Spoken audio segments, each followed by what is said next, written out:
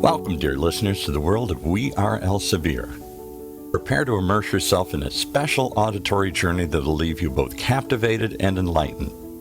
Let me introduce Elsevier, the distinguished trailblazer in the realm of information and analytics, catering to customers within the global research and health communities. And from what I've learned so far, their unwavering dedication to advancing science and enhancing health outcomes for the betterment of everyone is nothing short of extraordinary.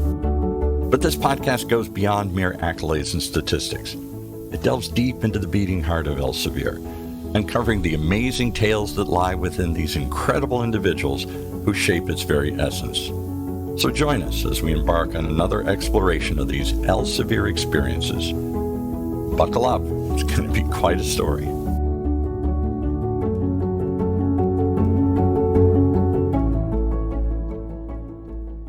So here we are with another incredible Elsevier story.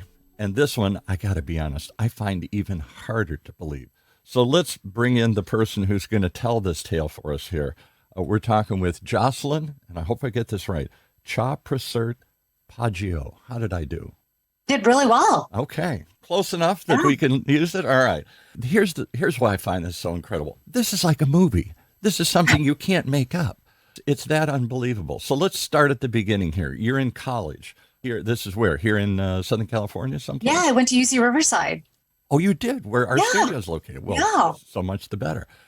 And you got a frightening diagnosis at 18. Tell us about that.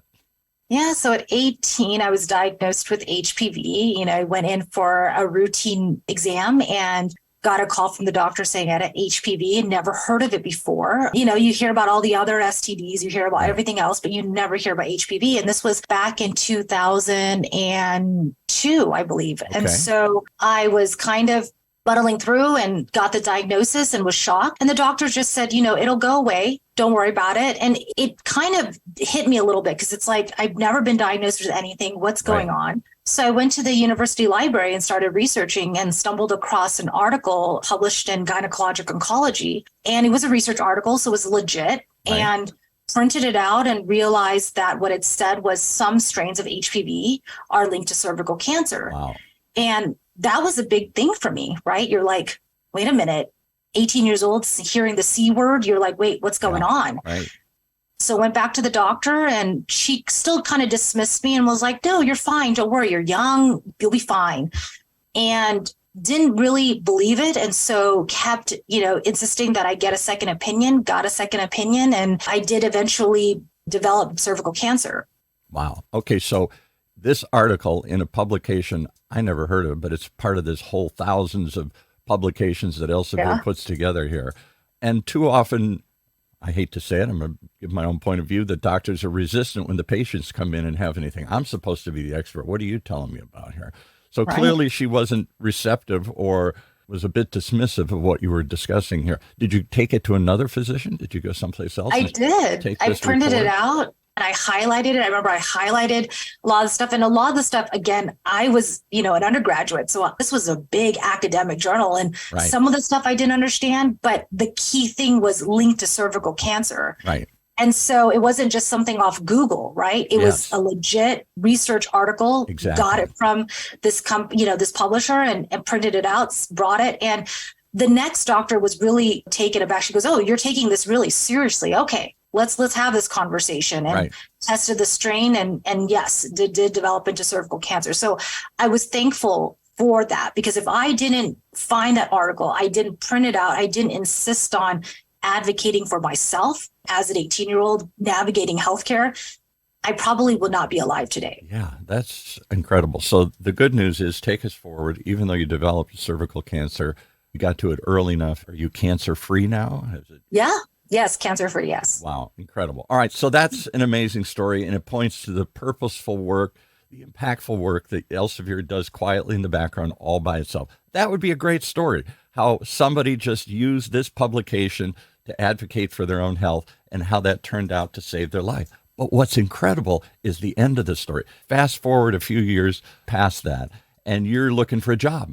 Yeah, so I graduated like any other undergrad. You're like, okay, I'm looking for a job now, right? What do I do? And so this journal manager position came up on my job search, and it was in San Diego, close enough to where I was living. And funny enough, it was with Elsevier. So I thought, that was kind of serendipitous, right? Yeah, right.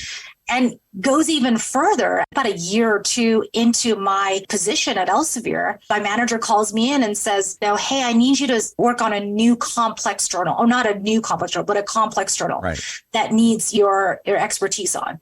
And he put it in front of me and I started laughing. He goes, "Why are you laughing?" I said, "This is the journal that pretty much saved my life." Yeah. Because this is the journal that I printed out. And I told this story and he's just like blown away. He's like, "Are you serious? This is the journal?" Gosh. So I was working on gynecologic oncology as a journal manager. What are the odds that this highly respected but way in the background publication journal that you discover and saves your life ends up to give you a new life? Talk about that new life. Do you feel like you have a sort of different passion or purpose because this publication impacted you? I do. I think it just, all the stars aligned and it kind of just gave me this purpose, working closely with all the researchers, the top researchers, in the field that are dealing with and researching and treating patients with gynecologic cancers. It was just kind of moving to me because it just gave me this motivation to say, I should do more and not just be, in the background, helping with publications and getting research out, getting this journal published, but really kind of advocating for that. And so I started working with an organization that really specifically is advocating for women's health and cervical cancer. So it's called the Survivor. Mm-hmm. And I work with them closely. I actually run their podcast. So I host their own podcast. You do? Well, okay. Yeah. Well, so it's really nice. Does Elsevier encourage their employees to kind of get out and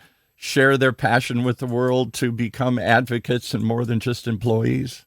They do. There's one thing that I love about this company is that they really, really inspire us, not just with the research, but really to get out into the world and make a difference, whether or not it's volunteering. So we get 3 days to volunteer with any volunteer task that you want. And so that's something that I took to heart. And I started using those days to really volunteer and attend workshops to advocate for other patients. There's been a lot of other opportunities, and Elsevier really promotes that for their employees. Well, you're another great example of the incredible people who work here and the amazing stories that I keep coming across.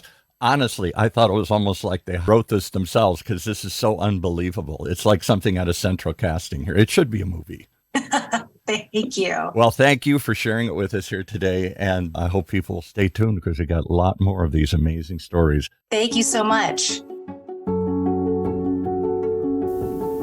We are Elsevier, a 140-year-old global research and health community with deep roots and branches around the world. For more information, just visit elsevier.com. That's ELSEVIER, elsevier.com.